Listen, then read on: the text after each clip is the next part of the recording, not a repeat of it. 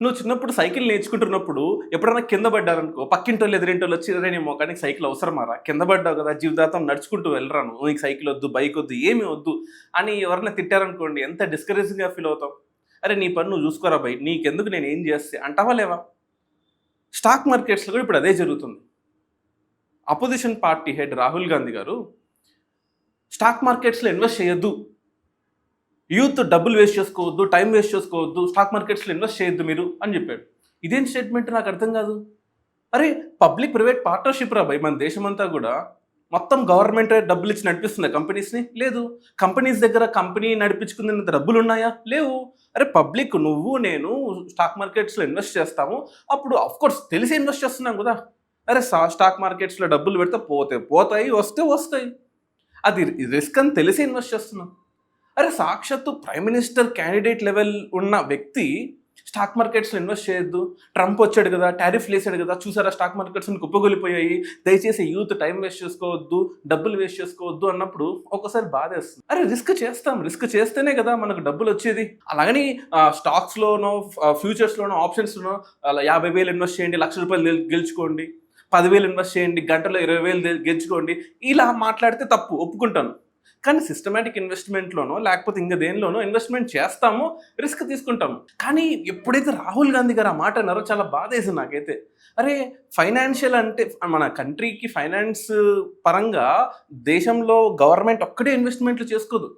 ప్రైవేటోడు ఒక్కడే ఇన్వెస్ట్‌మెంట్ చేసుకోదు. పబ్లిక్ నుంచి హెల్ప్ కావాలి. అప్పుడే అంత పెద్ద మెగా కంపెనీస్ అవుతాయి. ప్రపంచంలో ఎన్ని సార్లు స్టాక్ మార్కెట్‌లు కూలిపోలేదు? అరే! 2008, 9లో క్రైసిస్ వచ్చింది కదా! అప్పుడు స్టాక్ మార్కెట్స్ కూలిపోయినాయి. 2016లో జరిగింది. కోవిడ్ అప్పుడైతే అబ్నార్మల్‌గా మన దేశ జీడీపీ -23.9%కి వెళ్ళిపోయింది. గ్రోత్ రేటు ఒక క్వార్టర్‌కి. మళ్ళీ రికవర్ అయింది కదా! పోస్ట్ కోవిడ్ తర్వాత రికవర్ అయింది కదా! అరే ట్రంప్ వచ్చాడు. ఏదో టారిఫ్‌లేసాడు. ఎకానమీ కొలాప్స్ అయింది. మళ్ళీ రికవర్ అవుతుంది. ఇలా మమ్మల్ని ఎంకరేజ్ చేయండి. ఎవరినైనా సరే యూత్‌ని చేసుకుంటారా? పిల్లల్ని చేసుకుంటారా? ఎవరినైనా సరే భయపెట్టొద్దు. This is my sincere suggestion. ఎందుకంటే పొలిటీషియన్‌గా తను చెప్పాడు. "అరే! మీరు బాబు జాగ్రత్తగా ఇన్వెస్ట్ చేయండి." ఎలా చెప్పాలి దాన్ని? కన్విన్స్ చేసే విధానంలో ఉంటుంది. ఇప్పుడు రాహుల్ గాంధీ గారే, "బాబు యూత్ మీరు జాగ్రత్త. ఎవరో చెప్పిన మాటల్ని విని మీరు ఎవరికన్నా ఫోన్ చేస్తుంటే ఒక రింగ్ టోన్ వస్తది. డబ్బులు మీకు డబల్ అవుతాయి. స్టాక్ మార్కెట్‌లో ఇన్వెస్ట్ చేయండి. రిస్క్ తీసుకోవద్దు. ఇటువంటి రిస్క్ తీసుకోండి అనే కాల్స్ వస్తే జాగ్రత్తగా ఉండండి" అంటుంది. నిజమే. జాగ్రత్తగా ఉందాం. అలాగే ఇన్వెస్ట్ చేయొద్దు అని చెప్పకూడదు. అరే! రిస్క్ తీసుకోవాలి బాస్. రిస్క్ తీసుకోవాలి. మనది కన్జంప్షన్ బేస్డ్ ఎకానమీ. మనది చైనా లాగా ప్రొడక్షన్ బేస్డ్ ఎకానమీ కాదు. మన డెట్ టు జీడీపీ రేషియో ఎంత 60%. యూఎస్ఏ 120, 130% ఉంది. జపాన్‌లో 250% ఉంది. వాడే ఇన్వెస్ట్‌మెంట్‌లు చేసుకుంటూ బతుకుతున్నప్పుడు మనం ఎందుకు భయపడాలి? ధైర్యం ఇవ్వండి ఇన్వెస్టర్స్‌కి. అరే! ఈ స్టాక్ మార్కెట్స్ అన్నీ కూడా కొలాప్స్ అవుతుంటాయి, పెరుగుతుంటాయి, తగ్గుతుంటాయి. ఫర్ ఎగ్జాంపుల్ రాహుల్ గాంధీ గారిది తీసుకుందాం.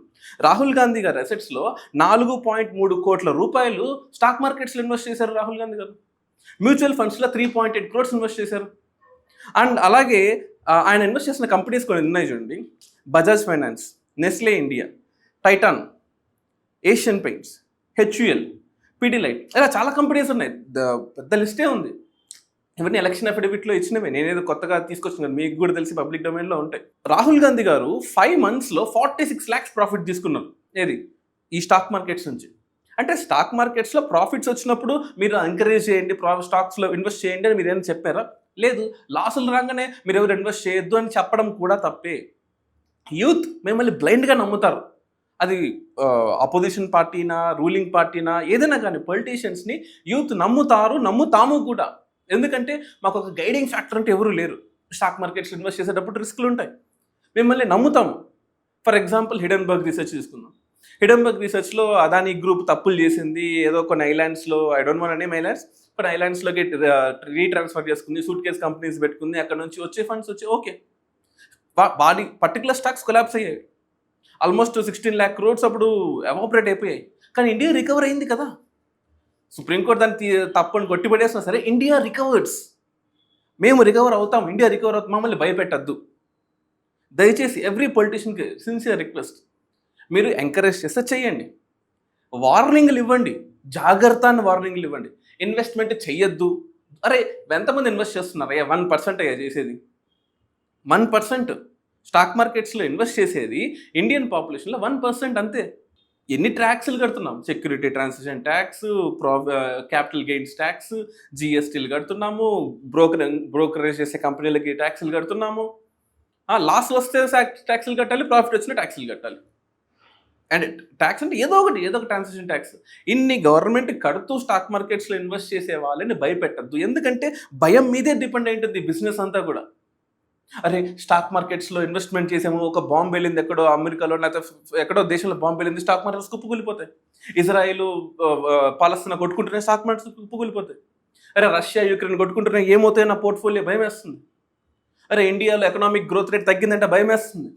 ఇండియాలో ఒక పొలిటీషియన్ కిడ్నాప్ అయ్యాడంట, టాప్ మోస్ట్ పొలిటీషియన్, భయం వేస్తుంది. ఏమవుతుంది స్టాక్ మార్కెట్స్? ఇన్ని భయాల మధ్యలో మేము బతుకుతున్నాము, ఇన్ని భయాల మధ్యలో మేము ఇన్వెస్ట్ చేస్తున్నాం, రిస్క్ తీసుకుంటున్నాం. అంటే మిమ్మల్ని ఆ రేంజ్లో ఊహించుకుంటున్నాం మేము. అంటే ప్రైమ్ మినిస్టర్ క్యాండిడేట్గా, లేకపోతే what ever it is. Please మాకు ఎలాంటి ధైర్యం కావాలంటే, అరే మీకు ఏమైనా ఇండియా రికవర్ అవుతుంది రాబోయే, మీరు భయపడద్దు, అమ్ముకోవద్దు, ఇన్వెస్ట్మెంట్ చేయండి, బాగా ఉండండి, సాధించండి, ధైర్యంగా ఉండండి అని చెప్పాలి తప్ప భయపెట్టద్దు. మేము భయపడతాం, కామన్ మ్యాన్, కామన్ ఇన్వెస్టర్గా మేము భయపడతాం. కానీ రెస్పాన్సిబుల్ సిటిజన్గా, రెస్పాన్సిబుల్ పొలిటీషియన్గా మీరు భయపెట్టద్దు. This is my sincere suggestion to everyone. And yes, stock మార్కెట్స్లో రిస్క్ ఉంటుంది. ప్రతి ఒక్కరికి ఈ టైంలో 10% నుంచి 30% లాసుల పోర్ట్ఫోలియోనే ఉంది. చెప్పండి ప్రాఫిట్ ఎంతవరకు ఉంది? ఇప్పుడు అందరికీ లాస్లో ఉంది. అందరూ అమ్మేసుకుంటున్నామా? ధైర్యంగా నిలబడుతున్నాం. ఎస్, ఏదో ఒక రోజు రికవర్ అవుతాం. అది 1 ఇయరా 2 ఇయర్సా సరే తెలియదు, రికవర్ అవుతాం. ధైర్యం ఉంది మాకు. ధైర్యాన్ని చంపద్దు ప్లీజ్. Thank you.